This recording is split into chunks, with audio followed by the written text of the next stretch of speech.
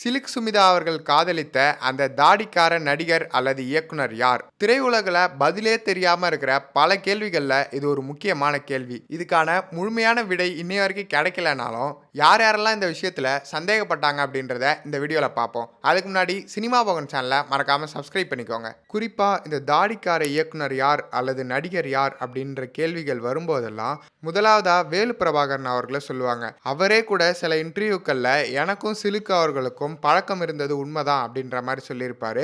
ஆனால் அதெல்லாம் நட்பு ரீதியான பழக்கம் தான் அப்படின்ற மாதிரி நமக்கு தெரியும். இவருக்கு அடுத்ததா நடிகர் ரவிகாந்த் அவர்களையும் பல பேர் அவர்தான் அந்த தாடிக்கார இயக்குனர் அப்படின்ற மாதிரி சொன்னாங்க. அது மட்டும் இல்லாமல் ரவிகாந்த் அவர்களே பல பேட்டியில் சிலுக்கு அவர்கள் இறந்து போகிறதுக்கு முன்னாடி கடைசியாக என்னோட தான் இருந்தாங்கன்ற மாதிரியும், அது மட்டும் இல்லாமல் அவங்க சூசைட் பண்ணிக்கல அப்படின்ற மாதிரியும் பல பேட்டிகளில் ரவிகாந்த் அவர்கள் சொல்லியிருக்காரு.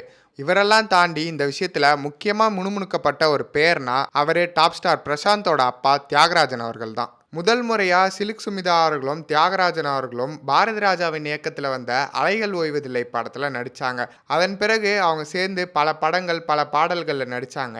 அது மட்டும் இல்லாம சிலுக் சுமிதா இறந்த சமயங்கள்ல அப்போ தாடி வச்சிருந்த ஒரே ஹீரோ தியாகராஜன் அவர்கள் தான். அதனால தான் அந்த தாடிக்கார ஹீரோ தியாகராஜன் அவர்கள் தான் அப்படின்னு பயங்கரமா எல்லா பத்திரிகையிலையும் அந்த டைம்ல எழுதினாங்க.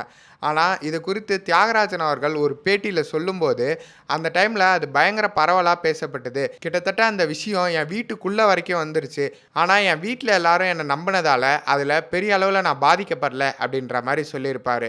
இப்போ வரைக்குமே அந்த தாடிக்கார இயக்குனர் யார் அப்படின்ற கேள்விக்கு பதில் கிடைக்காம தான் இருக்குது. உங்களுக்கு அந்த தாடிக்கார நடிகர் அல்லது இயக்குனர் யாராக இருப்பாங்க அப்படின்னு தோணுச்சுன்னா கமெண்ட் பாக்ஸில் கமெண்ட் பண்ணுங்கள். இந்த சிலுக் சுமிதா அவர்களின் வாரத்தில் அவங்கள பற்றி தெரியாத பல தகவல்களை தெரிஞ்சுக்க சினிமா பவன் சேனலை சப்ஸ்கிரைப் பண்ணுங்கள்.